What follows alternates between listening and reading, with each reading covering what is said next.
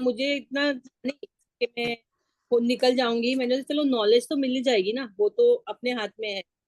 बाकी सर्टिफिकेट का क्या, मिल गया तो भगवान का थैंक यू बोल देंगे, नहीं मिला तो भी थैंक यू बोल देंगे।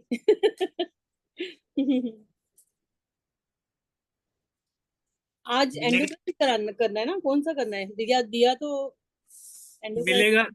हाँ सबको मिलेगा जी। सर्टिफिकेट, कोई नहीं बचेगा। हाँ, क्या बोल। सबको सर्टिफिकेट मिलेगा, ऐसा मत बोलो मिला तो सही ना मिला तो सही, सबको सर्टिफिकेट मिलेगा। हाँ अभी आप लोग तो जो पूरी मेहनत कर रहे हो, लेकिन सामने वाले की बुद्धि भी वैसी होनी चाहिए ना। टीटीसी का सर्टिफिकेट मिला ना, तो हाँ, वहीं वो तो मिल गया। वो तो मिला। लगे रहो। हाँ, लगे रहो मुन। सही बात है। तो ना कभी कहो नहीं क्या, चीरती रहती है, चढ़ती है फिर गिरती है, चढ़ती फिर गिरती है, एक ना एक दिन तो चढ़ ही जाती है। Hello Vasudha ji. Hello Meeta hi ji. Hi everyone. आज हम लोग एवरीवन, क्या करने हाय। वाले हैं, कौन सा बुक रेफर करना है? Good good afternoon. कल का कंटिन्यू कर रहे हैं ना हम लोग। हाय अर्चना हाँ, जी। अर्चना जी आपका डीपी देख के बिल्कुल ऐसा लगता है कोई सामने हीरोइन का डीपी।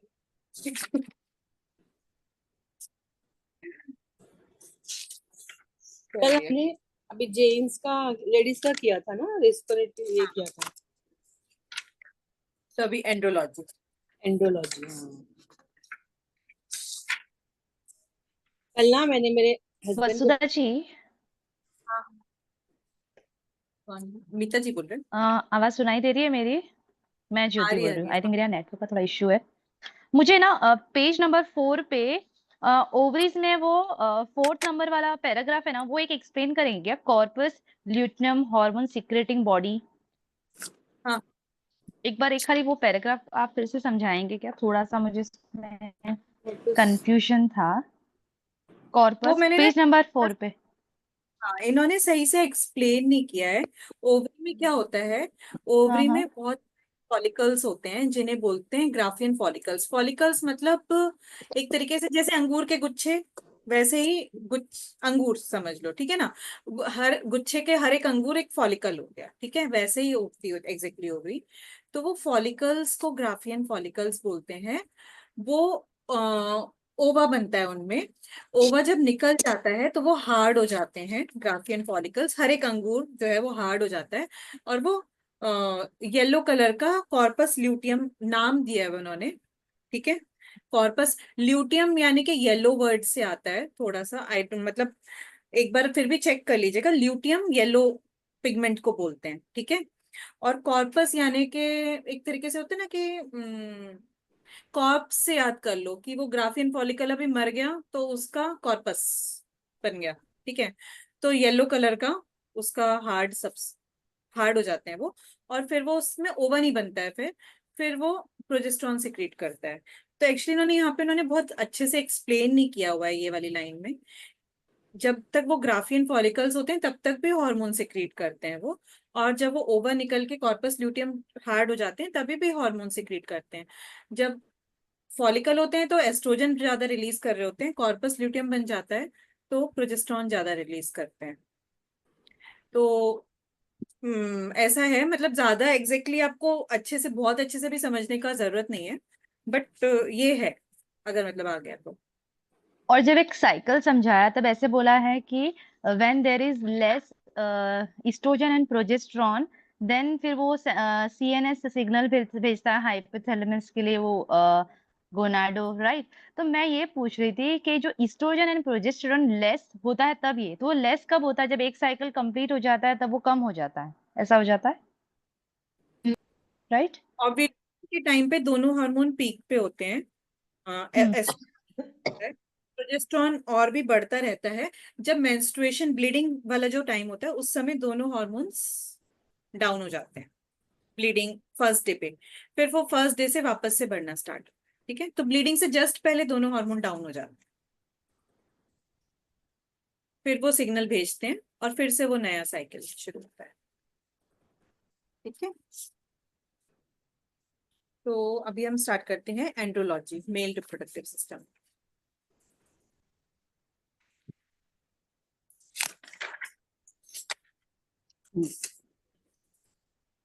अच्छा, तो इसमें फर्स्ट पैराग्राफ में 11th पेज पे तो ये लिखा है कि हम विमेन हेल्थ के बारे में तो बहुत फ्रिक्वेंटली बात करते हैं, क्योंकि विमेन की लाइफ में बहुत सारे ऐसे विजिबल चेंजेस आते हैं, तो जहाँ पे जाना ही पड़ता है गायनेकोलॉजिस्ट के पास, होते ही हैं ऐसे विजिट्स।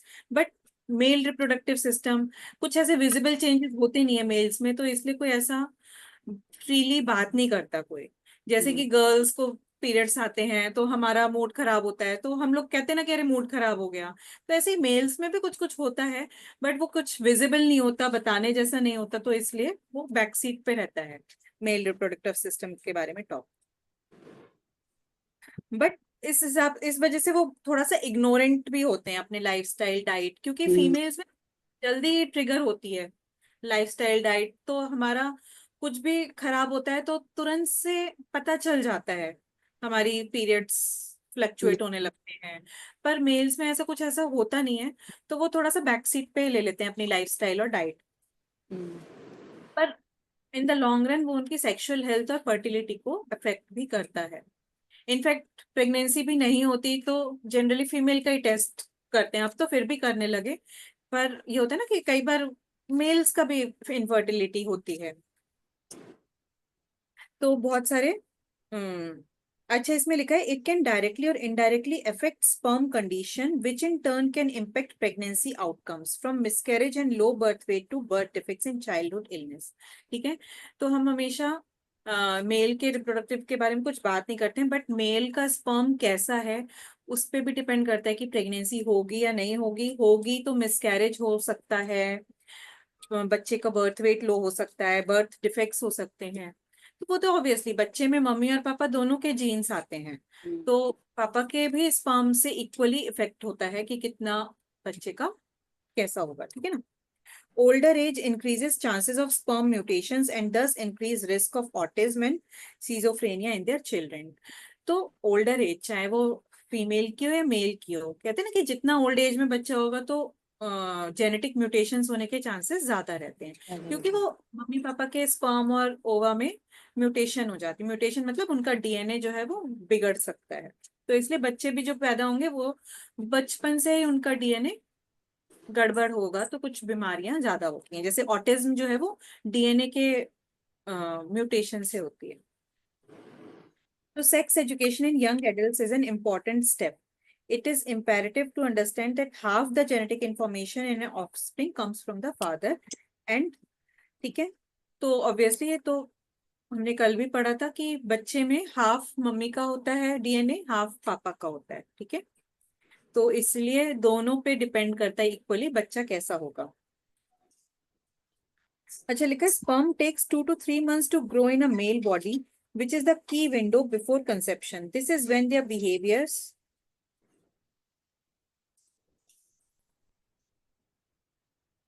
अच्छा, इसमें ऐसे चले कुछ खास नहीं लिखा है, वही चीज को बार बार इलेबोरेट कर रहे हैं मेल कि फीमेल sperm भी मेल फीमेल भी डिपेंड करता है दोनों पे, कि खाली लेडीज पे करता है, जैसे नहीं बर्थ नहीं बेबी हो या दोनों पे ना। एक सेकेंड, मैं एक बार भूल गई, हाँ बताती हूँ। ठीक है, शायद आगे आए, पता नहीं। नहीं नहीं, उसमें नहीं, यहाँ पे नहीं आएगा, वो बहुत वो जेनेटिक्स का पार्ट होता है, वो यहाँ नहीं आएगा, वो मैं बताती हूँ अभी ठीक मैं है। पेज नंबर ये 12 है।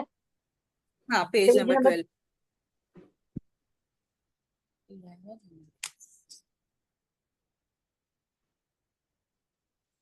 हाँ अच्छा, अभी याद है, बता ही देती हूँ।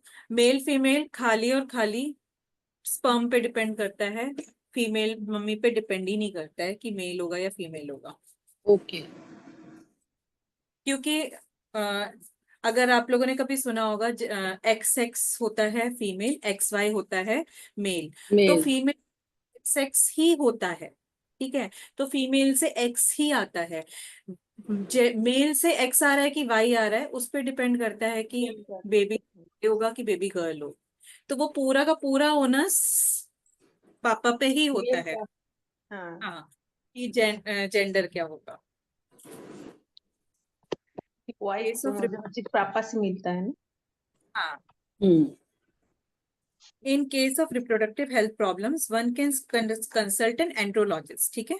तो जैसे फीमेल के लिए गायनेकोलॉजिस्ट होता है, मेल के लिए एंड्रोलॉजिस्ट होता है, जो मेल रिप्रोडक्टिव सिस्टम को टेक केयर करते हैं, तो मेल की फर्टिलिटी को भी टेक केयर करते हैं, ठीक है। तो andrology is a branch under urology and is considered as a male counterpart to gynecology. तो एंड्रोलॉजी मेल रिप्रोडक्टिव सिस्टम की स्टडी को बोलते हैं, और जो मेल के रिप्रोडक्टिव सिस्टम के लिए जो भी डॉक्टर्स होते हैं उन्हें एंड्रोलॉजिस्ट बोलते हैं। अभी एंड्रोलॉजी को यूरोलॉजी का पार्ट कह रहे हैं कि it is a part of urology, क्योंकि मेल्स में वो यूरिन सिस्टम और जेनेटिक सिस्टम का जो आउटलेट है वो एक ही है, ठीक है। तो इसलिए वो यूरोलॉजी का सब पार्ट है।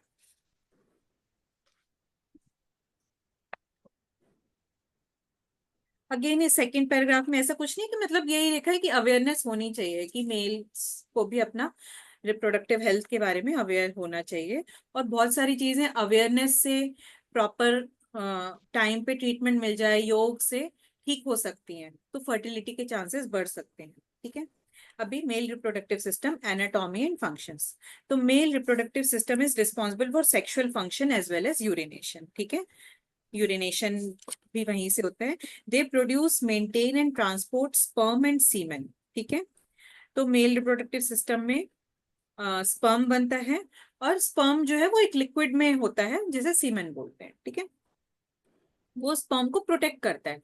वो सीमेन का काम बस ये होता है कि स्पर्म को खाना देना और स्पर्म को प्रोटेक्ट करना, ठीक है। They discharge sperm into the female reproductive tract. They produce and secrete male sex hormones called testosterone.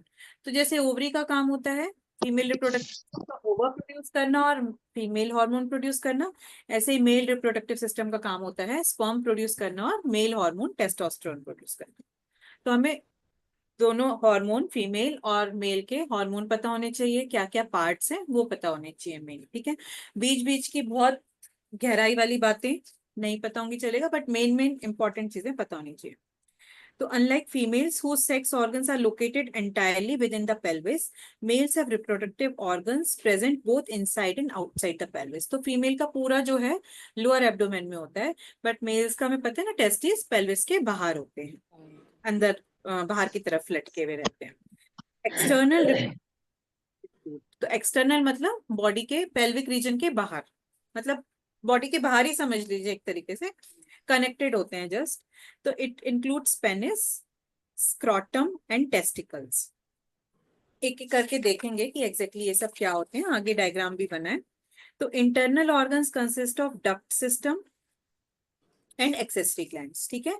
तो जो एक्सटर्नल रिप्रोडक्टिव ऑर्गन है, नेक्स्ट पेज पे डायग्राम देख लीजिए कि पेनिस तो बाहर होता ही है, देन स्क्रॉटम, स्क्रॉटम क्या होता है, जिस सैक के अंदर टेस्टिस होते हैं, जिस पाउच के अंदर टेस्टिस होते हैं उसी को स्क्रॉटम बोलते हैं, मतलब बैग होता है जिसमें टेस्टिस होते हैं। तो ये दोनों चीजें बाहर होती हैं, टेस्टिस दो होती हैं, एक एक तरफ, ठीक है। और फिर स्क्रॉटम से, टेस्टिस से जो डक्ट सिस्टम होता है, जैसे फीमेल्स में फैलोपियन ट्यूब थी, ऐसे ही मेल्स में भी एक डक्ट सिस्टम होता है जो उसे स्पर्म के मूवमेंट में हेल्प करता है, ठीक है। तो डक्ट में आप देख सकते हैं स्क्रॉटम से निकलती है, एक सेकेंड, वास डिफरेंस, दो डक्ट्स निकल रही हैं, देखिए, एक तो एपिडिडाइमस और वास डिफरेंस। तो नाम याद होंगे, नहीं होंगे चलेगा, वास डिफरेंस याद कर लीजिए, ठीक है, क्योंकि जो सबसे मेन वो जो पाइप निकला है, जैसे हमारा फेलोपियन ट्यूब है, ऐसे उनका वास डिफरेंस, ठीक है। और एक्सेसरी ग्लैंड्स होते हैं जैसे कि seminal vesicles and prostate gland, तो वो अंदर होता है पेल्विक रीजन, ठीक है। सेमाइनल वेसिकल्स और प्रोस्टेट ग्लैंड शरीर के पेल्विक रीजन में होता है। तो सेमाइनल वेसिकल्स देखो आप, कहीं तो पेल्विक रीजन में होते हैं, ठीक है। तो जो ये ट्यूब है वास डिफरेंस, वो थोड़ी बाहर स्क्रॉटम से निकल के अंदर तक पेल्विस में जाती है, ठीक है।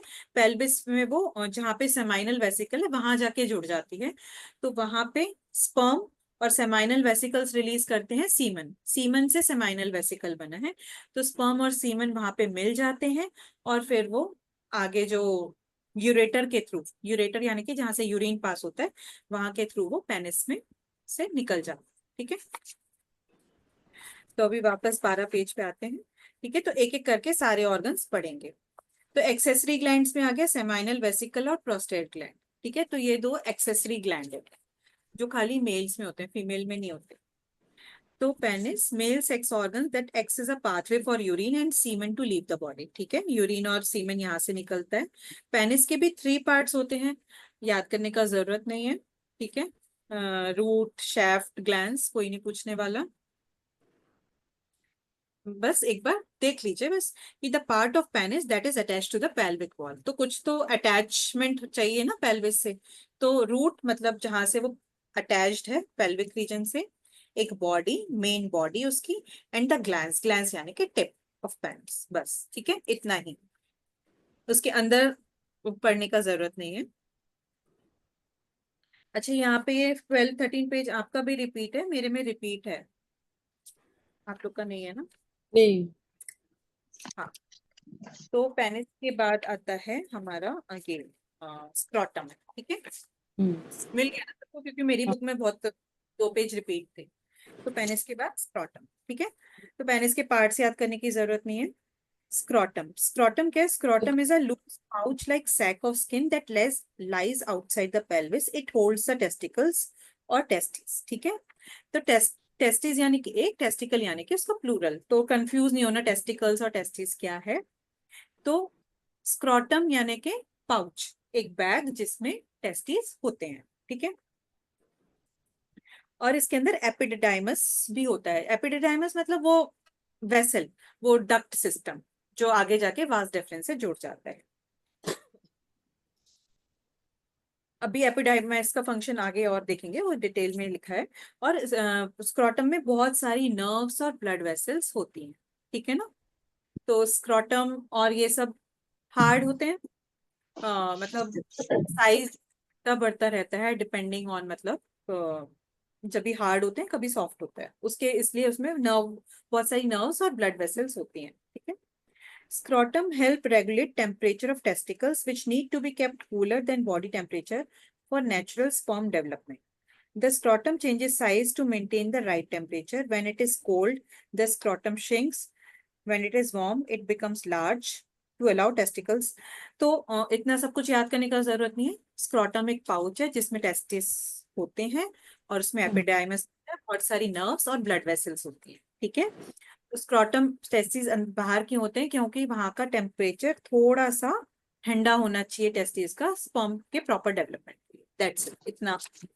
कब ठंडे कब गर्म होता है वो सब याद करने का जरूरत नहीं है। देन आते हैं टेस्टिस पे। ठीक है,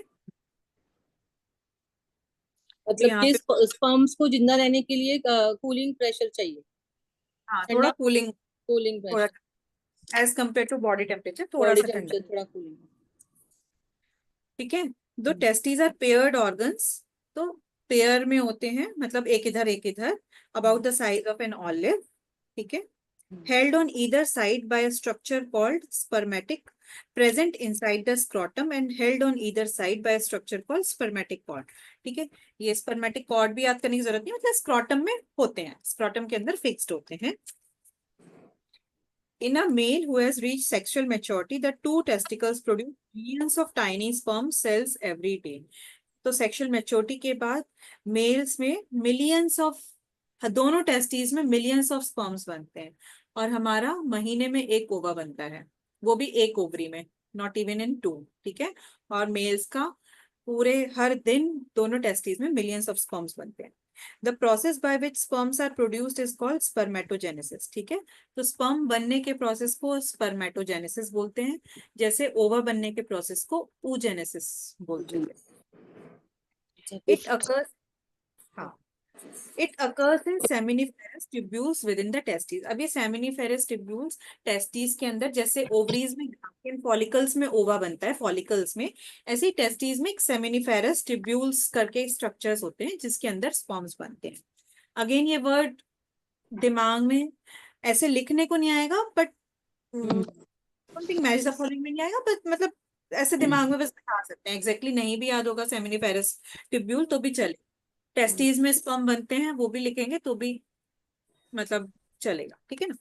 the sperms are immature at this stage, they are then carried to epididymis for maturation. तो जब टेस्टिस में स्पर्म बनते हैं, ठीक है, इमेच्योर यानी कि उनमें मोटिलिटी नहीं होती है या फिर प्रॉपर नहीं होते हैं, फिर वो एपिडाइम टेस्टिस से, स्क्रॉटम में ही टेस्टिस से जुड़ा हुआ एपिडिडाइमस करके एक स्ट्रक्चर है, आप डायग्राम में देखो, टेस्टिस एक गोला सा है, उसके बाजू में एपिडिडाइमस करके एक वॉल सी लगी हुई है, ठीक है।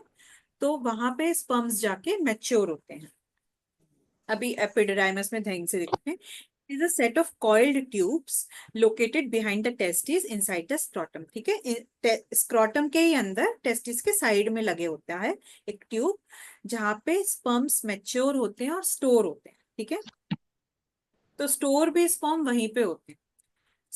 स्टोर वास डेफरेंस या सेमाइनल वेसिकल में स्टोर नहीं होते हैं, स्पर्म्स बनते हैं तो कहाँ स्टोर होते हैं, epididymis. During sexual arousal, contractions force the sperm into another connecting duct vas deferens। जब arousal होता है तभी वो epididymis से vas deferens के थ्रू, seminal vesicle के थ्रू पास होते हुए पेनिस के थ्रू निकलते हैं, ठीक है। तो vas deferens क्या है, जैसे हमारी फैलोपियन ट्यूब थी वैसे ही vas deferens है, ठीक है। vas deferens के थ्रू स्पर्म बाहर जाते हैं।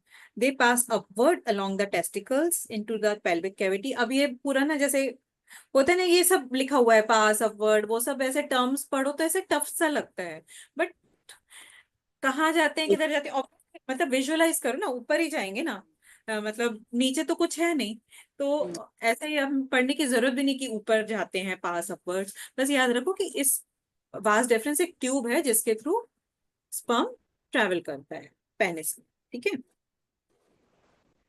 तो into the pelvic cavity to just behind the bladder. तो जैसे हमारा ये ब्लैडर के पीछे होता है ना हमारा भी, जो भी फीमेल रिप्रोडक्टिव ऑर्गन है, आगे ब्लैडर पीछे फीमेल रिप्रोडक्टिव ऑर्गन्स जो भी ओवरी वगैरह है, ऐसे ही जो सेमाइनल वेसिकल है वो भी ब्लैडर के पीछे होता है, ठीक है। तो वहां पे जाते हैं और वहां पे वो सीमेन से मिलके यूरेथ्रा के थ्रू, यूरेथ्रा यानी कि जो किडनी ब्लैडर से आ रही है जो ट्यूब, उसमें जाके कनेक्ट हो जाते हैं, ठीक है। सेमाइनल वेसिकल से एक ट्यूब आती है जो यूरेथ्रा में कनेक्ट हो जाती है, ठीक है, और वो पेनिस के थ्रू निकल जाते हैं, ठीक है। तो seminal vesicles are sac-like pouches attached to vas deferens near the base of bladder. They produce sugar-rich seminal fluid containing fructose. It provides sperms with fructose as energy source and helps with motility. ठीक है। तो again इतना terms में ये सब क्या क्या लिखा है इंग्लिश में नहीं सोचना है। टेस्टिस में स्पर्म बनते हैं, स्पर्म एपिडिडाइमस में जाके स्टोर हो जाते हैं, वहीं पे मैच्योर होते हैं। जब एराइजल होता है तो वो वास डेफरेंस से के थ्रू ऊपर जाते हैं एब्डोमेन में, पेल्विक रीजन में, वहां पे सेमाइनल वेसिकल्स उनमें सीमेन छोड़ते हैं, सीमेन के साथ मिक्स होते हैं, फिर वो यूरेथ्रा के थ्रू निकल जाते हैं। तो सेमाइनल वेसिकल उसमें सीमेन से मिक्स कर, वहां से सीमेन निकलता है, सीमेन में मोस्टली फ्रक्टोज होता है, ठीक है। तो वो उसको एनर्जी, उनको मूवमेंट के लिए एनर्जी प्रोवाइड करता है, ठीक है। तो prostate gland is a walnut size organ surrounded at the base of urethra, ठीक है। तो एग्जैक्टली कहाँ है वो भी ध्यान रखने का जरूरत नहीं, यूरेथ्रा के बेस पे प्रोस्टेट ग्लैंड होता है। अच्छा, it urethra passes through the prostate gland after it leaves the bladder and before it reaches the penis, ठीक है। तो यूरेथ्रा हमारी यूरिनरी ब्लैडर से निकलती है और वो जब पेनिस की तरफ जाती है तो बीच में प्रोस्टेट ग्लैंड पड़ता है, ठीक है। तो ऐसे कर लो, बीच में प्रोस्टेट ग्लैंड से मिलती हुई जाती है, मतलब वो रास्ता वहां से मिलता हुआ जाता है। तो प्रोस्टेट ग्लैंड का भी काम क्या है, जैसे सेमाइनल वेसिकल का काम था सीमन देना स्पर्म में, ऐसे ही प्रोस्टेट ग्लैंड का भी काम होता है कि स्पर्म को नरिशमेंट देना, ठीक है। तो दोनों का जो सिक्रीशन है स्पर्म को नरिशमेंट देता है। अब यहाँ पे लिखा है कि सेमाइनल का वेसिकल वो 70% वॉल्यूम होता है, उसका 20%, वो सब याद करने का जरूरत नहीं है। सेमाइनल वेसिकल और प्रोस्टेट ग्लैंड दोनों स्पर्म को नरिशमेंट देने का काम करते हैं, ठीक है, बस इतना याद रखना है। The accessory glands, seminal vesicles and prostate gland provide fluids that lubricate the duct system and nourish the sperm, ठीक है। तो ये ऊपर के जो 2 पैराग्राफ थे सेमाइनल वेसिकल और प्रोस्टेट ग्लैंड, उसमें ये उसको बस ये एक लाइन में याद कर सकते हैं हम, ठीक है, अगर आ जाए तो। Ejaculatory duct. The duct of the vas deferens and seminal vesicle come together to form a common ejaculatory duct on either side. ठीक है, ejaculatory duct यहाँ पे बनाई भी नहीं है शायद इन्होंने।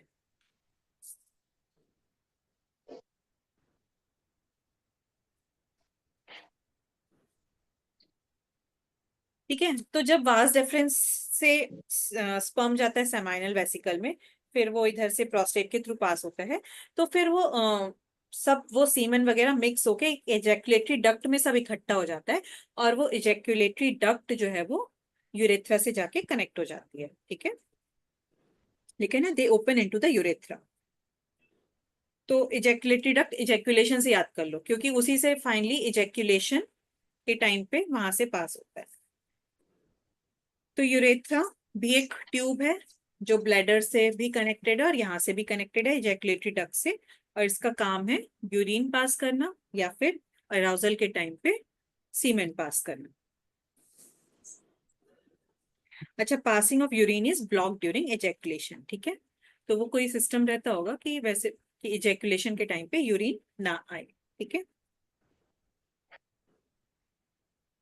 तो bulbo urethral glands, they R P, एक और ग्लैंड्स है, P side structures located on sides of urethra just below the prostate gland. Their secretion lubricate the urethra and neutralize any acidity that may be present due to residual drops of urine in the urethra. ठीक है, तो ऐसे बहुत सारे glands हैं।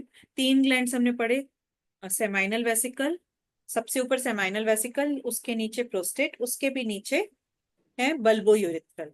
तो इन तीनों का ही काम ये है कि नरिशमेंट देना, ल्यूब्रिकेशन देना और स्पर्म को प्रोटेक्ट करना। ठीक है, बस इतना याद कर लो।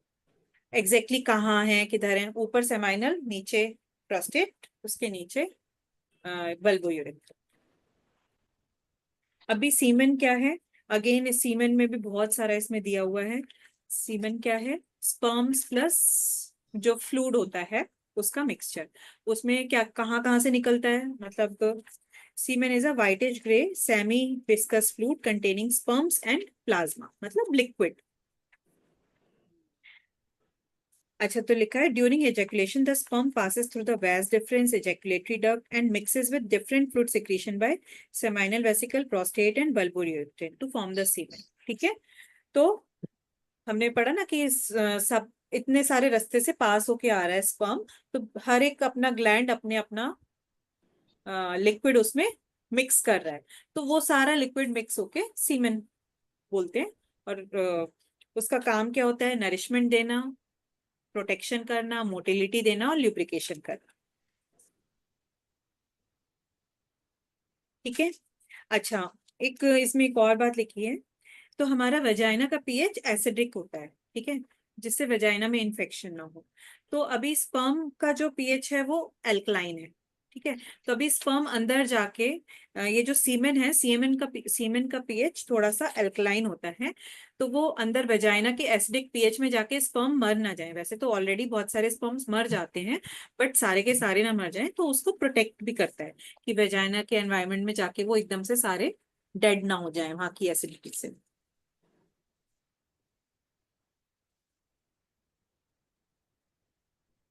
ठीक है, अभी एक ये सब कुछ मत पढ़िए। स्पर्म में फ्रक्टोज होता है, सॉरी सीमेन में। ठीक है, फ्रक्टोज क्या है, अपना जो फ्रूट शुगर होती है। Its fruits also contains enzymes that led to coagulation and subsequent liquefaction. ये सब पढ़ने का जरूरत नहीं है। एक लास्ट में एक लाइन लिखी, the prostate also secretes immunoglobin A found in semen and help protect the surrounding mucosal tissue from microbes. तो इम्यूनोग्लोबिन हमारी एंटीबॉडीज को बोलते हैं, जो हमारी बॉडी में एंटीबॉडीज होती हैं। तो प्रोस्टेट ग्लैंड इम्यूनोग्लोबिन भी सिक्रीट करता है, जिससे उसकी जस्ट प्रोटेक्शन रहे, बाहर जाएगा कहते हैं ना कि बाहर जा रहा है तो उसको एक नजर का वो बांध देना टाइप्स, ऐसे याद कर लो कि एक एंटीबॉडी भी उसके साथ में भेज देता है कि एक बॉडीगार्ड, कि तुम बाहर जा रहे हो घर के, एक बॉडीगार्ड लेके जाओ। ठीक है, तो मेल रिप्रोडक्टिव सिस्टम मेन मोटा मोटा टेस्टिस होते हैं बाहर लटके हुए स्क्रॉटल सैक में, स्क्रॉटम में। टेस्टिस में स्पर्म बनता है, एपिडिडाइमस में जाके मैच्योर होता है, वहां से वो वास डिफरेंस के थ्रू ऊपर अंदर पेल्विक रीजन में जाता है। फिर वहां से वो seminal vesicle, prostate, bulbo urethral gland, उसमें सीमेन डालते हैं जो उसे लिक्विड और नरिशमेंट देता है। फिर वो इजेकुलेटरी डक्ट के थ्रू जाके यूरेथ्रा से मिल जाता है और यूरेथ्रा के थ्रू पेनिस में आता है, पेनिस के थ्रू पास हो जाता है। ठीक है, इतना ये एक लाइन में हो गया। अभी एंडोक्राइनल कंट्रोल, तो अगेन इसमें देखते हैं कंट्रोल वही होगा, हाइपोथैलेमस रिलीज करता है जैसे ओवरी में जीएनआरएच, सॉरी ओवरी में नहीं, फीमेल्स में। तो ऐसे ही हाइपोथैलेमस का हार्मोन गोनेडोट्रोपिन रिलीजिंग हार्मोन ही रहेगा, वो एंटीरियर पिट्यूटरी को ही रेगुलेट करता है, और एंटीरियर पिट्यूटरी के हार्मोन्स भी वही रहेंगे, ल्यूटिनाइजिंग और फॉलिकल स्टिमुलेटिंग। ठीक है, अभी यहाँ पे जस्ट वो वहां पे कर रहे थे, फॉलिकल स्टिमुलेटिंग कंट्रोल कर रहा था ग्राफियन फॉलिकल से एस्ट्रोजन का रिलीज, और ल्यूटिनाइजिंग कर रहा था कॉर्पस ल्यूटियम से प्रोजेस्टेरॉन का रिलीज रेगुलेट। यहाँ पे जो एलएच यानी कि ल्यूटिनाइजिंग हार्मोन है, वो टेस्टोस्टेरोन का रिलीज को कंट्रोल कर रहा है। यहाँ पे लीडिक सेल, सर्टोली सेल, वो याद रखने का जरूरत नहीं है, दोनों सेल्स टेस्ट हैं। ठीक है, तो टेस्टिस से दो चीजें निकलती हैं, एक तो स्पर्म और एक तो हार्मोन। ठीक है, तो टेस्टिस भी कैसा ग्लैंड है? Ductless. Endocrine and exocrine both. तो टेस्टिस मिक्स ग्लैंड है। टेस्टिस से जो एंटीरियर पिट्यूटरी का एफएसएच है, वो टेस्टिस से स्पर्म का प्रोडक्शन स्टिमुलेट करता है, और जो एलएच हार्मोन है वो टेस्टिस से मेल हार्मोन यानी कि टेस्टोस्टेरोन, और यहाँ पे डाईहाइड्रो टेस्टोस्टेरोन और एस्ट्राडॉयल, तो ये तीन हार्मोन होते हैं। मेन हमारा टेस्टोस्टेरोन होता है, तो ये तीन हार्मोन का प्रोडक्शन रेगुलेट करता है। आपको तीनों हार्मोन का नाम याद करने की जरूरत नहीं है, टेस्टोस्टेरोन है और एस्ट्राडॉयल। ऐसे नाम मत याद करो, पर सुनो तो क्लिक होना चाहिए कि वो मेल रिप्रोडक्टिव सिस्टम का है। ठीक है, तो मेन हम सब ज्यादा कर टेस्टोस्टेरोन ही पढ़ते हैं। तो रोल ऑफ टेस्टोस्टेरोन, तो टेस्टोस्टेरोन का क्या काम है? Development of male reproductive organs during foetal development. ठीक है, तो बचपन से ही जब बच्चा वुम में होता है तभी से रिलीज होना शुरू हो जाता है। ठीक है, टेस्टोस्टेरोन, तो उसका काम होता है मेल रिप्रोडक्टिव ऑर्गन्स फीटस में अच्छे से डेवलप हो। अगर जो मेल है, जो मेल अगर बच्चा है वुम में, तो उसके मेल रिप्रोडक्टिव ऑर्गन सही से develop. During puberty it production increases manifold and is responsible for developing secondary sex characteristic. तो प्यूबर्टी के टाइम पे दाढ़ी आती है, थोड़ा सा वॉइस हार्श हो जाती है, मेल वॉइस होर्स हो जाती है, तो वो सब चीजें भी टेस्टोस्टेरोन रेगुलेट करता है, सेकेंडरी सेक्स कैरेक्टरिस्टिक्स। ठीक है, थोड़ा सा मस्कुलर हो जाती है बॉडी। ठीक है, हाइट बढ़ती है, सेक्स ड्राइव बढ़ती है। It also helps in maintaining spermatogenesis by testis. तो स्पर्मेटोजेनेसिस यानी कि स्पर्म का बनना हमारा एफएसएच, पिट्यूटरी का एफएसएच हार्मोन भी कंट्रोल कर रहा है, और टेस्टिस से रिलीज होने वाला टेस्टोस्टेरोन भी कंट्रोल करता है। In adults, it is essential for production of sperms and red blood cells and maintaining bone health, muscle mass, libido and sense of well-being. तो जैसे लेडीज में भी हमारा एस्ट्रोजन बोन मास और बोन डेंसिटी को भी रेगुलेट करता है, तो ऐसे टेस्टोस्टेरोन स्पर्म्स का प्रोडक्शन, मेल्स का रिप्रोडक्टिव ऑर्गन सही से रहे, सेक्स ड्राइव भी हो, और एक मसल मास, बोन हेल्थ, तो सारी चीजें मतलब मेल्स की जो भी चीजें हैं वो सबको रेगुलेट करता है। कि थोड़ा सा मतलब बेड आए, मतलब दाढ़ी आए, दाढ़ी मूछे, फेशियल हेयर्स, मोटी आवाज, वो सबको भी कंट्रोल करता है। How mail reproductive system functions, तो spermatogenesis begins only after a male attains puberty, usually between 10 to 14 years of age. ठीक है, तो स्पर्मेटोजेनेसिस अगेन प्यूबर्टी के टाइम पे स्टार्ट होती है। अभी मुझे यहाँ पे मुझे भी एक पॉइंट समझ में नहीं आया, टाइम पे तो उन्होंने लिखा था ना कि फीटस में ही बहुत सारे मिलियंस ऑफ स्पर्म्स होते हैं, तो वो थोड़ा सा कॉन्ट्राडिक्टरी है, वो मुझे भी आइडिया नहीं है एग्जैक्टली।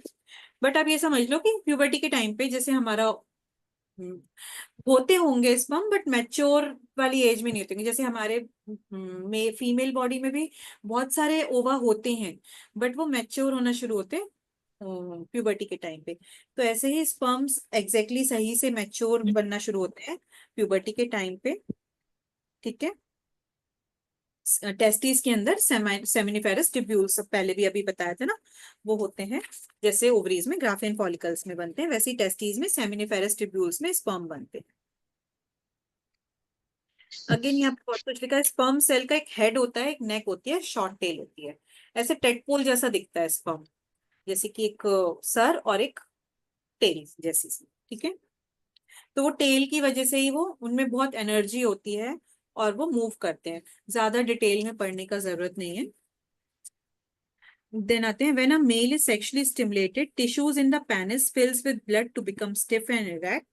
तो इरेक्शन हो जाता है पेनिस का, एंड यूरेथ्रा के मसल्स कॉन्ट्रैक्ट होके इजैकुलेशन हो जाता है, ठीक है। ईच इजैकुलेशन में कंटेन अप्रोक्सीमेटली, तो अगेन ये 500 मिलियन नंबर याद करने की जरूरत नहीं है आपको, बस ये याद रखना है मिलियंस ऑफ स्पर्म्स होते हैं जो सीमेन होता है। तो अभी देखते हैं कॉमन रिप्रोडक्टिव हेल्थ इश्यूज क्या होते हैं जेंट्स में। इरेक्टाइल डिसफंक्शन, ठीक है। तो प्रॉपर इरेक्शन नहीं होता है पेनिस का, ठीक है। लो स्पर्म काउंट, तो स्पर्म्स मिलियंस में होते हैं, तो स्पर्म काउंट लो होती है। मिलियंस में होना बहुत जरूरी है क्योंकि वो बाहर जा रहे हैं शरीर के, ठीक है। फीमेल का ओवा कहीं बाहर नहीं जा रहा है, वहीं अंदर प्रोटेक्टेड है। फीमेल बाहर ऐसा ही से जा रहे हैं, तो वो वेजाइना के एसिडिक एनवायरनमेंट में आधे तो जाके मर जाते हैं। तो काउंट कम होगा तो वो प्रोटेक्ट, मतलब प्रेगनेंसी के चांसेस लो हो जाते हैं। एबनॉर्मल स्पर्म मॉर्फोलॉजी, तो स्पर्म के अंदर वो जो टेल है, स्पर्म के अंदर बहुत एनर्जी होनी चाहिए कि वो इतना बड़ा रास्ता ट्रैवल करे। आगे जाके उसे वेजाइना के थ्रू भी बहुत लंबा रास्ता ट्रैवल करना होता है, फिर वो ऊपर जाके फेलोपियन ट्यूब में ऊपर तक जाना होता है उसे सर्विक्स के थ्रू, ठीक है। तो तो उसे बहुत लंबा रास्ता ट्रैवल करना है, तो उसकी मॉर्फोलॉजी, उसके अंदर एनर्जी भी प्रॉपर होनी चाहिए, ठीक है। तो ये तो तीन थे, erectile dysfunction, low sperm count और abnormal sperm morphology. Sexually transmitted infections, ठीक है। तो एक्चुअली ये तो फीमेल में भी होता है, सेक्सुअली ट्रांसमिटेड इन्फेक्शंस फीमेल में भी होते हैं। देन जैसे फीमेल्स में होते हैं कैंसर्स, ट्यूमर्स, फाइब्रॉइड्स, ऐसे मेल्स में भी testicular cancer, penile cancer, prostate gland का कैंसर जो बहुत कॉमन होता है मेल्स में। प्यूबर्टी रिलेटेड कई बार अर्ली हो जाती है, कई बार डिलेड होती है। हार्मोनल इम्बैलेंसेस, हार्मोन्स का प्रॉपर टेस्टोस्टेरोन प्रॉपर नहीं बन रहा है, ठीक है। कई बार कुछ ज्यादा ओवर प्रोडक्शन है, कुछ तो सेक्सुअल वायलेंस होती है। देन इनफर्टिलिटी होती है, किसी किसी के स्पर्म काउंट बहुत ही लो होता है, या फिर इनफर्टिलिटी भी अगेन उन्हीं सब रीजंस की वजह से होती है जो ऊपर दिए हुए हैं। देन जेनेटिक डिसऑर्डर्स, तो वो फीमेल्स में भी होते हैं, मेल्स में भी होते हैं। To ease our discussion, we have broadly categorized male reproductive disorders as, तो उन्होंने अब ऊपर उन्होंने थोड़ा सा सारे बता दिए थे, अब वो थोड़ा सा समराइज करके बता रहे हैं। तो डिसऑर्डर्स ऑफ पेनिस, तो इन्होंने समराइज किया हुआ, disorders of penis, disorders of testis, disorders of scrotum, disorders of prostate gland, ठीक है, और एंडोक्राइनल डिसऑर्डर्स, देन स्पर्म के डिसऑर्डर्स, देन साइकोसोमेटिक डिसऑर्डर्स। तो इन्होंने ऐसे कैटेगराइज किया हुआ है, तो एक एक करके देखते हैं। पेनिस का है इरेक्टाइल डिसफंक्शन और इम्पोटेंस, ठीक है। तो इरेक्टाइल मतलब पेनिस सही से इरेक्ट नहीं होता है ड्यूरिंग अराउजल। तो ये फिजिकल रीजंस की वजह से भी हो सकता है, साइकोलॉजिकल रीजंस की वजह से भी हो सकता है। तो साइकोलॉजिकल रीजंस तो होते ही हैं, ठीक है ना, कि प्रॉपर जब भी स्ट्रेस में होते हैं तो नहीं होता है, बट फिजिकल रीजंस हैं तो फिर वो हमेशा के लिए रहेगा। तो अगेन इस सब का ये पूरा कॉजेस पढ़ने का जरूरत नहीं है, इरेक्टाइल डिसफंक्शन क्यों क्यों क्यों क्यों होता है, ऐसे कोई नहीं पूछने वाला, मतलब ये एग्जाम पॉइंट ऑफ व्यू से। तो जस्ट अपने नॉलेज के लिए you can just go through. कि फिजिकल और फिजियोलॉजिकल कॉजेज, एक चीज लिखिए, in some ED it could be an early indication of brain और heart disease where narrowing of small arteries occur even before larger arteries. तो जैसे कि हम हार्ट डिसीज होती है, कोलेस्ट्रॉल हाई होता है, तो कहाँ होती है, आर्टरीज छोटी होने लगती है।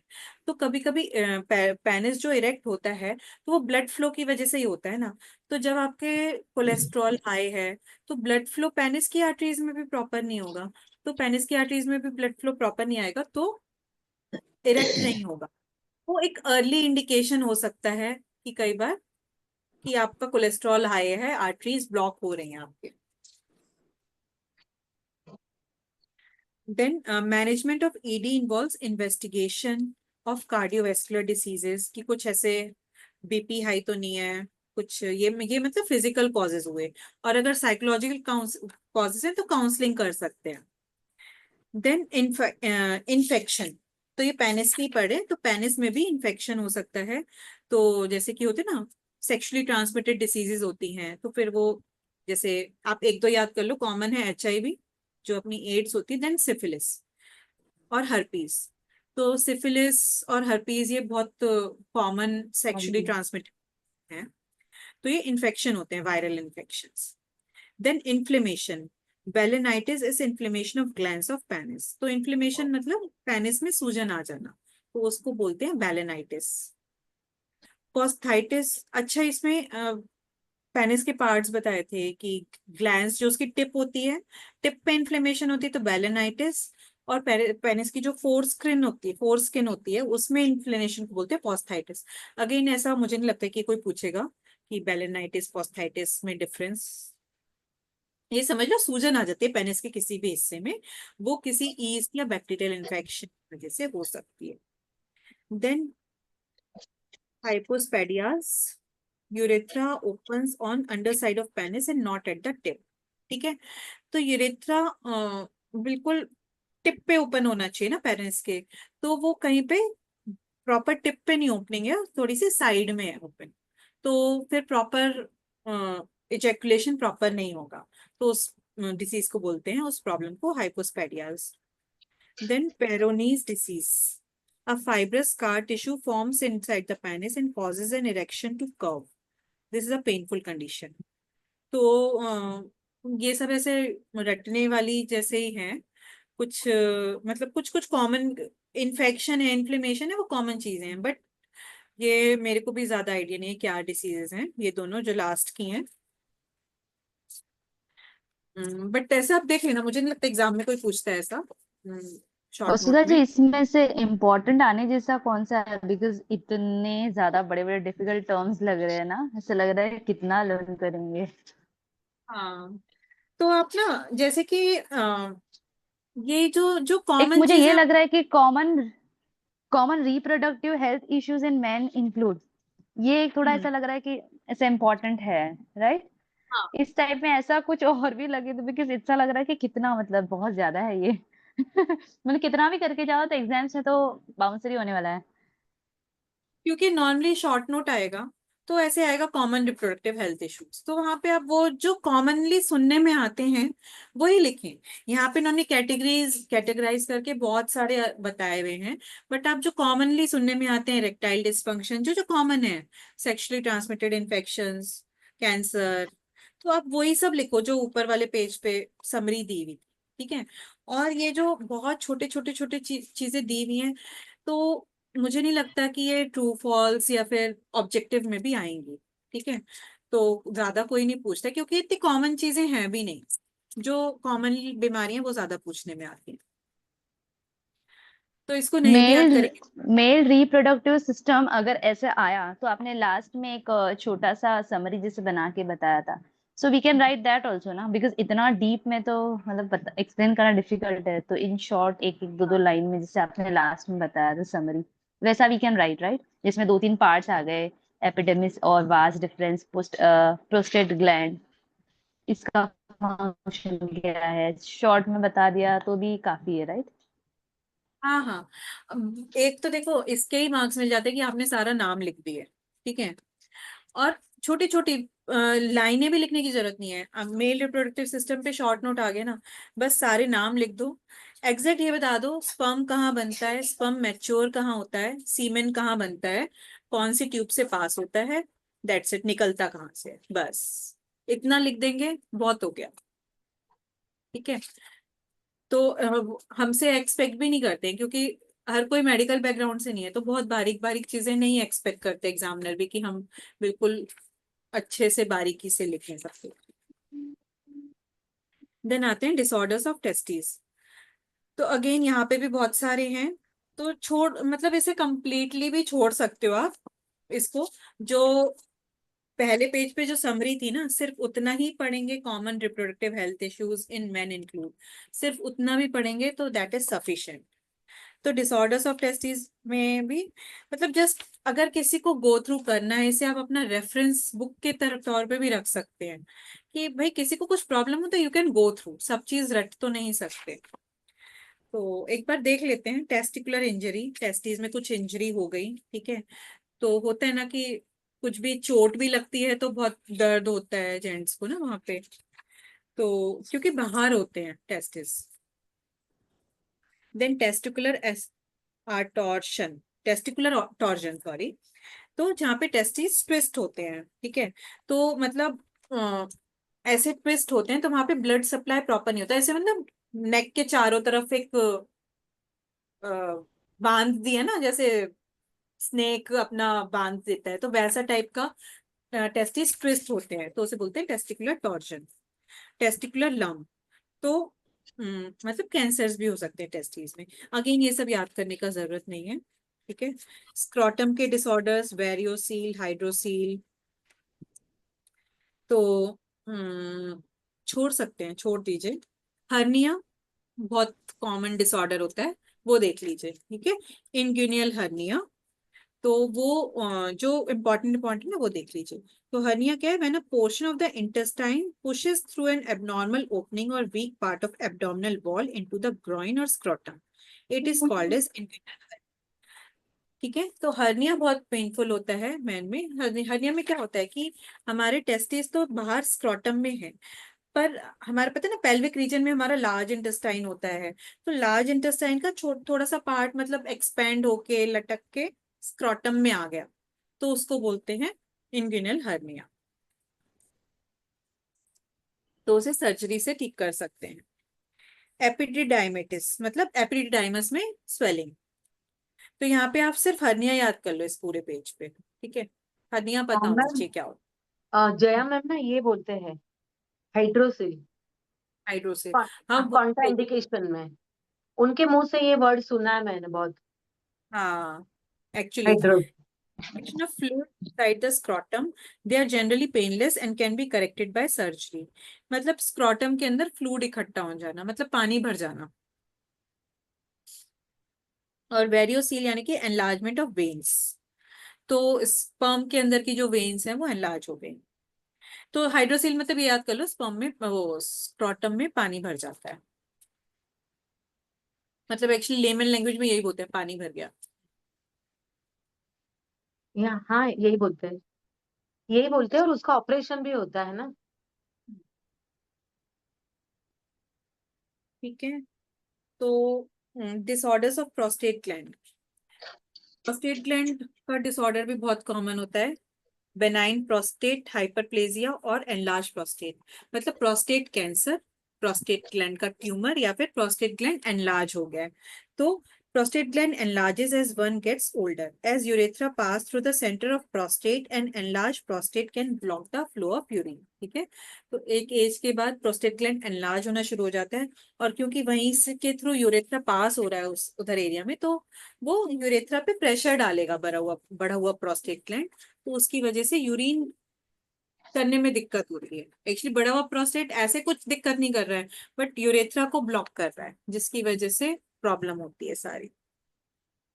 तो उसकी वजह से हमारा किडनी वाले सिस्टम इफेक्ट हो सकता है, अगर प्रॉपर यूरिन नहीं निकलेगा तो हमारा किडनी, ब्लैडर, यूरिनरी ट्रैक्ट में दिक्कत बहुत होती है फिर।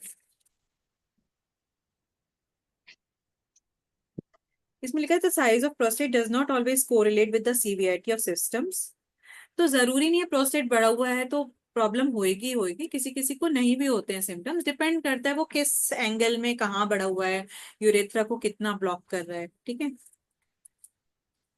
तो क्या क्या सिम्टम्स होते हैं प्रोस्टेट बड़ा होता है तो, अगर होते हैं तो, कि बार बार यूरिन आएगा, रात को यूरिन आता है, यूरिन पास करने में दिक्कत आती है, ड्रिबलिंग होती है यूरिन का, ब्लैडर पूरा खाली नहीं होता। तो इस सब से अगेन मतलब हमारा ब्लैडर और किडनी पे डैमेज हो सकता है। मैम यूजुअली प्रोस्टेट कैंसर में तो सबसे ज्यादा यूरिन ज्यादा ही पास होता है, राइट? हाँ, ज्यादा पास होता है मतलब बार बार पास होता है। हाँ, they again frequently they have to go, usually prefer to wear the diaper because इतना ज्यादा उनको होता है। तो कंट्रोल नहीं होता है, हाँ, they can't control it. They can't control.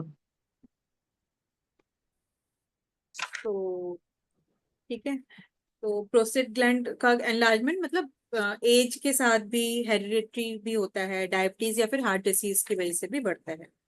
Then मतलब ये प्रोस्टेट शॉर्ट नोट में आ सकता है, मे बी शॉर्ट नोट में आ सकता है, डिसऑर्डर्स ऑफ प्रोस्टेट ग्लैंड। नहीं नहीं नहीं, खाली प्रोस्टेट नहीं आएगा शॉर्ट आउट में, क्योंकि ओके, उसमें दो है ना मेन, तो मतलब अल्टीमेटली वो एनलार्जमेंट, कैंसर, ट्यूमर, उनका सबका सिम्टम, कॉजेज और जो इफेक्ट है वो एक ही है। तो कैंसर भी अगेन कैंसर है, मतलब प्रोस्टेट का कैंसर भी कॉमन है, तो उसमें उसमें भी वही सब दिक्कतें होंगी जो प्रोस्टेट के एनलार्जमेंट से होती हैं। ठीक है, तो उसके लिए भी क्या सर्जरी या फिर रेडियोथेरेपी, कीमोथेरेपी करनी पड़ती है। तो ज्यादा उसमें भी देखने का जरूरत नहीं है कि एग्जैक्टली क्या क्या होता है। मैम इसमें सिर्फ मेडिसिन से नहीं चलता है, because I have seen one of the case they are taking the medicine और उससे कंट्रोल है। हाँ, मेडिसिन कैंसर की एनलार्जमेंट। नहीं, प्रोस्टेट कैंसर है, मुझे ज्यादा डिटेल में नहीं पता, but that person has prostate cancer and he is on the medicine. तो जो कीमोथेरेपी होती है वो एक्चुअली मेडिसिन ही होती है। अच्छा, नहीं वैसे कीमोथेरेपी नहीं है ये, सब नॉर्मल उसको लेके ही करे, कीमोथेरेपी वगैरह नहीं दिया जा रहा है। हाँ मतलब तो एक्चुअली योर मेडिसिन। लाइक आप बता रहे हो ना कि तो वही कि मेडिसिन से भी हो ही जाता है ना, बिकॉज मेडिसिन से हो रहा है उनका कवर। स्टेज पे है क्या है, और मतलब कितना, वो तो डॉक्टर्स ही जानते होंगे कि भाई कैसे ट्रीट करना है, वो मुझे मतलब मुझे ज्यादा आइडिया नहीं है। तो मतलब मेडिसिन, कीमोथेरेपी में भी मेडिसिन दी जाती हैं, तो मुझे लगा वैसे होगा। मतलब कीमोथेरेपी मतलब ही मेडिसिन के थ्रू थेरेपी होता है। और एंडोक्राइन डिसऑर्डर्स, तो एंडोक्राइन डिसऑर्डर्स में अगेन हमारा टेस्टोस्टेरोन प्रॉपर नहीं है। ठीक है,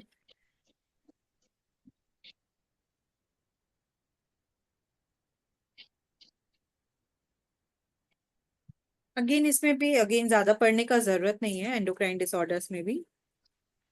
ठीक है, किसी भी कारण से हार्मोनल फ्लक्चुएशंस हो सकती हैं लाइफस्टाइल के हिसाब से, हमारी हार्ट डिसीज, ब्रेन डिसऑर्डर्स की वजह से भी हार्मोनल डिसऑर्डर्स हो सकते हैं, जेनेटिक भी हो सकते हैं। तो कुछ कुछ दवाइयां लेने से टेस्टोस्टेरोन लेवल लो हो सकता है, जैसे मिलकर ना अल्कोहल पे जो होते हैं, कीमोथेरेपी पे होते हैं, ड्रग्स पे होते हैं, स्टेरॉइड्स पे होते हैं, तो भी टेस्टोस्टेरोन लेवल इफेक्ट होता है। तो टेस्टोस्टेरोन लो है तो इरेक्टाइल फंक्शन प्रॉपर नहीं होगा, लिबिडो नहीं होगी, यानी कि सेक्सुअल ड्राइव नहीं होगी, तो सेक्सुअल एक्टिविटी रिड्यूस होगा। देन स्पर्म के डिसऑर्डर्स।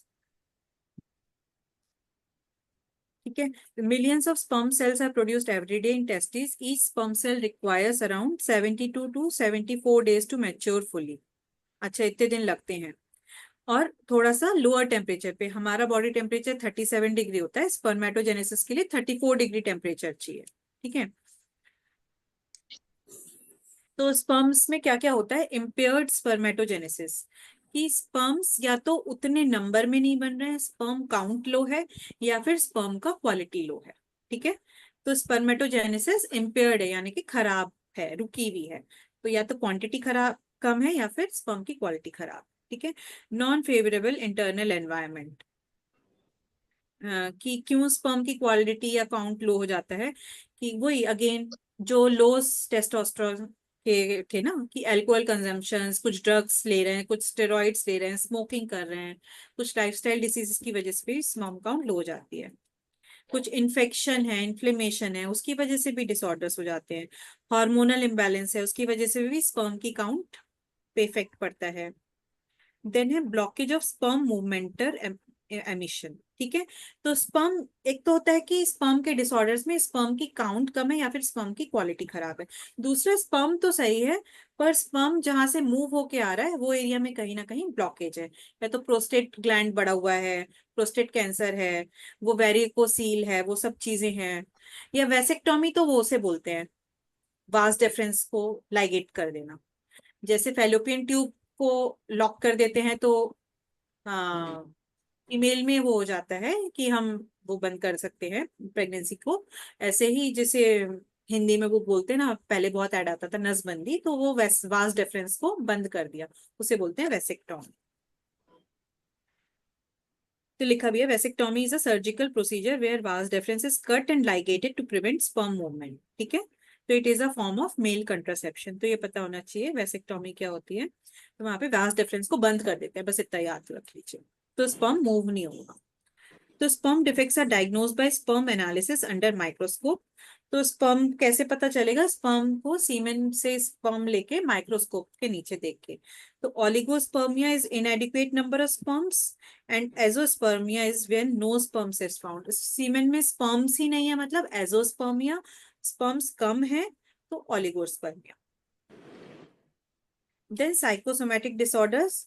तो ये सब जो थे अभी जो साइकोसोमेटिक है मतलब हमारे साइकोलॉजिकल डिसऑर्डर्स हैं, कि premature ejaculation is a common sexual disorder where a man reaches climax sooner than desired during sexual intercourse। मतलब इंटरकोर्स से पहले ही प्रीमेच्योर एजैकुलेशन हो गया, मतलब एजैकुलेशन होना फीमेल बॉडी में चाहिए था, बाहर ही हो जाता है हमेशा। तो ये एक मतलब साइकोलॉजिकल थिंग है। ठीक है, तो उसके लिए साइकोलॉजिकल काउंसलिंग का जरूरत है। तो मेडिकल ट्रीटमेंट्स भी होते हैं बट साइकोलॉजिकल काउंसलिंग से ही ठीक हो जाता है। Libido, libido can be defined as a person's desire for sexual activity, यानी कि हमारी सेक्स ड्राइव। तो ये भी बहुत सारे कारण से इफेक्टेड होती है, हॉर्मोन्स के हिसाब से, कुछ मेडिकल कंडीशंस हैं, कुछ लाइफस्टाइल डिसीजेस हैं, या रिलेशनशिप प्रॉब्लम्स हैं, तो उसको भी कुछ या तो हार्मोनल मेडिसिन या फिर साइकोलॉजिकल काउंसलिंग से करेक्ट कर सकते हैं। इनफर्टिलिटी क्या होती है? Around 30% of fertility problems originate in males. ठीक है, तो मेल्स भी मेजर कॉज ऑफ इनफर्टिलिटी है। तो मेन कॉज ऑफ इनफर्टिलिटी क्या है? सबसे मेन स्पर्म का क्वांटिटी, क्वालिटी सही नहीं है। ठीक है, फंक्शनल प्रॉब्लम्स, इजैकुलेशन नहीं हो रहा है सही से। ठीक है, स्पर्म तो बन रहा है पर इजैकुलेशन प्रॉपर नहीं हो रहा है। ये 20 पेज नंबर है योग, जैस्मिन लास्ट वाला 2021। हाँ, देन एंडोक्राइन डिसऑर्डर्स, कुछ टेस्टोस्टेरोन कम है, टेस्टिस में कुछ, अगेन ये सब कुछ याद करने की जरूरत नहीं है। जो हमारा वो वाले पेज पे था ना, 17th पेज पे जो कॉमन रिप्रोडक्टिव थे, सिर्फ उतना पढ़ेंगे तो हो जाएगा। ठीक है, उसके बाद अब बेसिक बेसिक जो अलग से आए थे, हर्निया, प्रोस्टेट एनलार्ज, और स्पर्म के डिसऑर्डर्स में ओलिगोस्पर्मिया, एजोस्पर्मिया, ये 2-3 मेन समझ लीजिए, बाकी छोटी छोटी चीजें याद करने का जरूरत नहीं है। तो फर्टिलिटी इंप्रूव करने के लिए मतलब लाइफस्टाइल चेंजेस भी करने हैं, खान पान प्रॉपर होना चाहिए, स्मोकिंग, अल्कोहल कम होना चाहिए। ठीक है, और heat stress from tight fitting underwear. तो उसको स्ट्रॉटम है ही इसलिए बाहर, उसे थोड़ा ठंडक चाहिए। तो अगर बहुत टाइट फिटिंग का अंडरवेयर पहनते हैं तो भी आपको मतलब कई बार ऐसा होता है बहुत छोटा सा ये प्रॉब्लम है और आदमी बहुत सारे डॉक्टर्स के चक्कर लगाता है और अंत में निकल के आता है ये प्रॉब्लम। तो ऐसे भी चीजें तो कई बार इसलिए योगा में बोलते हैं ना, योगा में बोलते हैं ना, वेयर लूज कॉटन क्लोथ्स। तो लूज भी होना चाहिए, कॉटन भी रहेगा तो अच्छा है ऐसा।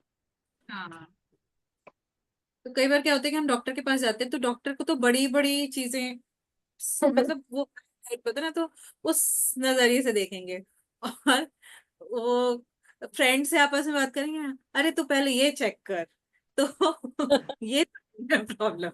तो खोदा पहाड़ निकली चुईया भी होती है कई बार। यहाँ पे एक और वर्ड दी हुई है प्रोस्टेक्टोमी, मतलब प्रोस्टेट ग्लैंड का सर्जिकल रिमूवल। तो उसकी वजह से भी इनफर्टिलिटी होती है ना, कि प्रोस्टेट ग्लैंड में कुछ प्रॉब्लम थी, उसकी वजह से प्रोस्टेट ग्लैंड ही निकाल दिया गया, तो उसकी वजह से भी इनफर्टिलिटी होगी। ठीक है।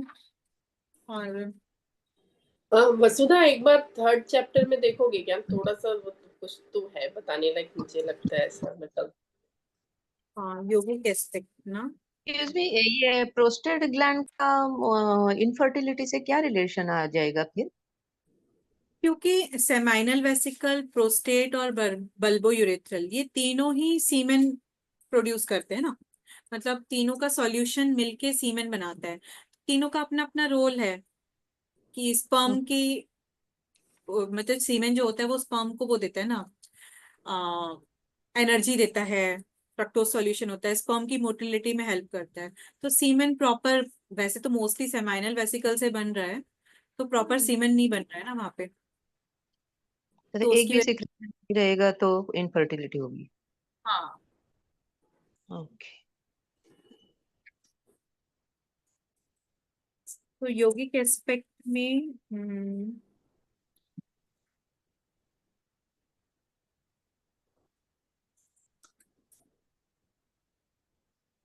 ये तो ज्यादा बड़ा है नहीं।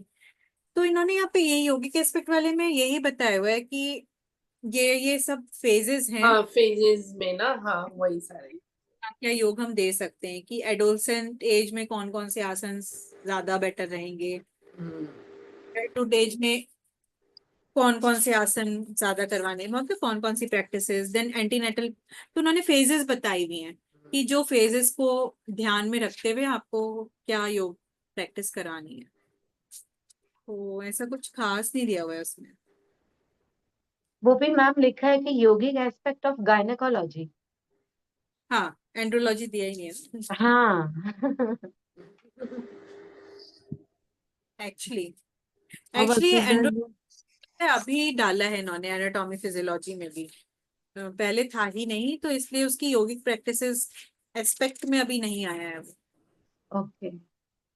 और वसुधा जी एक क्वेश्चन था, ये जो पंचकोश के बाद है ना last, natural child birth, pioneer, Elizabeth Bing, तो ये सब तो नहीं है ना पढ़ना है? नहीं, ये सिर्फ अपने उसके लिए ऐसे इंटरेस्टिंग फैक्ट्स के लिए पढ़ सकते हैं।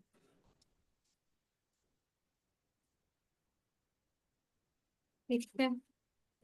और कुछ पूछना है? मैं अभी वीडियो रिकॉर्डिंग देखूंगी, मेरा मिस हो गया। वीडियो रिकॉर्डिंग पता नहीं हुई है नहीं हुई है, हाँ हो रही है। वीडियो सुन सुन के बायाट हो जाएगा। दो बार सुनेंगे ना तब समझ में आएगी। अब बहुत वर्ड्स बहुत एक डिफिकल्ट है ना लेक्चर तो इसमें। वसुधा का, एक लेक्चर तो जो रहता है ना फर्स्ट वाला, वो तो मेरे तो पूरे ऊपर से ही जाता नहीं, और इसमें बहुत सारा है ना, तो मीन्स कौन कौन सा पढ़ने का है वो भी बताया हो हाँ, ना तो ये वसुधा दो जी बार आपने, सुनते हाँ हैं तो तो वही दो पढ़ तीन लिए तुम। जैस्मीन को सुनना, अच्छे से। आराम से सुनना बैठ के, तो समझ में आ जाएगा। बहुत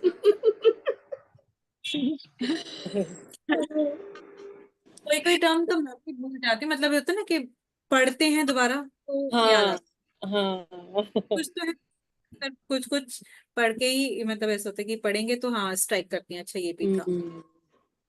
और जिनका मेडिकल का है उनको तो बहुत अच्छा है, फटाफट फटाफट नहीं, उस आंसर। दिन मेरा एंडोक्राइन सिस्टम का एक पेज ही मैं 3 दिन लगाई, फिर उस दिन मैं बैठी 1 घंटे में, फिर मैं 3-4 पेजेस हो गए। मीन्स ऐसा हो रहा है, कभी कभी ऐसे स्टिक हो जाते हैं और कभी कभी हाँ, पढ़ लेते हैं, ऐसा पढ़ ले। हो रहा है सर। ये बाद वाले जो 4 चैप्टर में बड़े कठिन से लग रहे हैं। वर्ड्स बड़े डिफिकल्ट है ना। नर्वस सिस्टम, एंडोक्राइन सिस्टम, इतने सारे क्योंकि ये हैं सब इसमें। अपने यूज की बातें नहीं है ना। अभी देखो ना, हाँ, अभी पता चल रहा है कि जेंट्स को भी थोड़ा सा ऐसे हम्म, पीरियड जैसा होता है। इतने हम्म। ऐसे ही, इतनी उम्र ऐसे ही निकल गई। अभी मैंने इनको बोला तुझे कुछ भी बोल मत। तो अभी उनको बोलिए कि उसके लिए वर्ड है एंड्रोपॉज। हाँ, वही वही मैंने। संडे को मैडम ने बताया ना, संगीता मैडम ने। हाँ जैसे मेनोपॉज होता है वैसे एंड्रोपॉज होता है। हाँ एंड्रोपॉज में बोला आप लोग को भी होता है, बोले हाँ हाँ क्या बात करिए क्या बात करिए। Thank you Vasudha ma'am.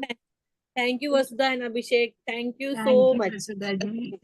कल क्या करना है? Thank you. Thank you so much, Vasudha Raji. Ji. Yes ma'am, tell me about tomorrow. Which topic is there? कल शिवरात्रि व्रत है ना सबका? कल महाशिवरात्रि बम Okay, so बोले।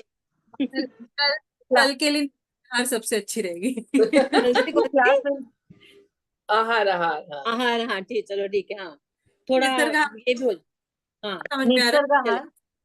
आखिर के 4 चैप्टर्स में पढ़ाने जैसा क्या है, मतलब मैं ये सोच रही हूँ कि उसमें नहीं एक और है ना जनरलॉजी, जनरलॉजी का क्या वो बोल रही थी, जेरोंटोलॉजी। हाँ फिजियोलॉजी क्या? ओल्ड एज है उसमें। जेरोंटोलॉजी में एनाटॉमी फिजियोलॉजी तो है नहीं, डिसीजेस ही है। वो एक कोई थोड़ा डिस्कस सिस्टम करेंगे ना थोड़ा सा तो इजी इजी में जाएगा थोड़ा। इसके बाद में ना आहार के बाद में, पहले कल आहार कर लेते हैं। कल निसर्ग आहार लेते हैं, मतलब मुझे भी नहीं पता उसमें क्या देखेंगे, पर देखते हैं एक बार। जैसे आप लोग को ठीक लगे यार, ऐसा कुछ नहीं है। ठीक है चल। Bye Bye. Bye Thank every, you. Thank you. Bye Jasmine bye.